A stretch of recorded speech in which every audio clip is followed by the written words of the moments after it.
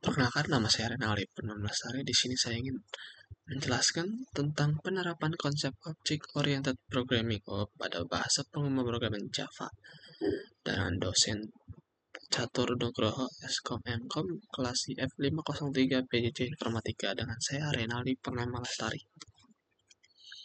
Pertama, latar belakang perkembangan teknologi informasi menuntut adanya perangkat lunak yang semakin kompleks, mudah dikembangkan, serta mudah untuk dipelihara.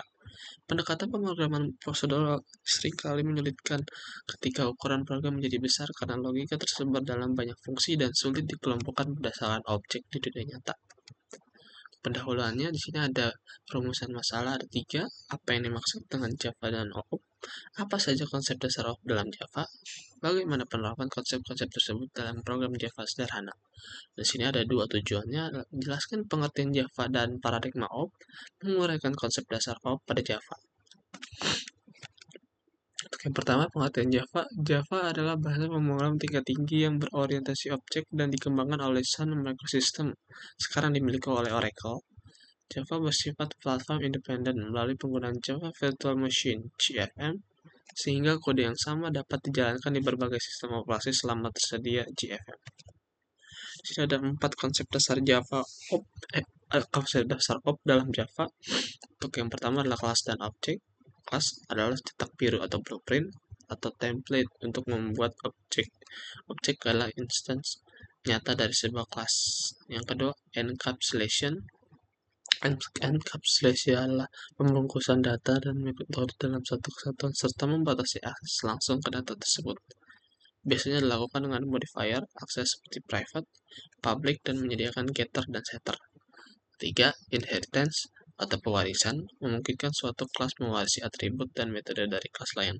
Kelas yang mewarisi disebut subclass, sedangkan kelas yang mewarisi disebut superclass. Yang terakhir, polymorphism, berarti banyak bentuk dalam Java. Objek yang berasal dari superclass dapat merujuk ke objek subclass sehingga suatu metode yang sama dapat memiliki perilaku berbeda tergantung objek yang memanggil.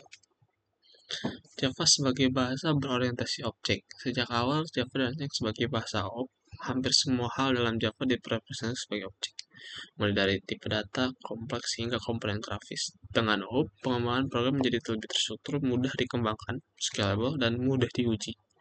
Keuntungan penggunaan OOP di Java antara lain adalah modularitas. Program terbagi menjadi kelas dan package sehingga mudah dikelola. Reusability, kelas yang sudah dibuat dapat digunakan kembali oleh program lain. Maintainability, perubahan pada suatu kelas dapat diminimalisasi dampaknya terhadap kelas lain karena adanya enkapsulasi. Kesimpulannya, Java adalah bahasa pemrograman berorientasi objek yang bersifat platform independen dan banyak digunakan dalam pengembangan aplikasi desktop, web maupun mobile. Paradigma Object Oriented Programming atau OOP memandang program sebagai kumpulan objek yang memiliki data dan perilaku. Konsep utama OOP di Java adalah kelas, objek, encapsulation, inheritance, polymorphism, dan abstraction.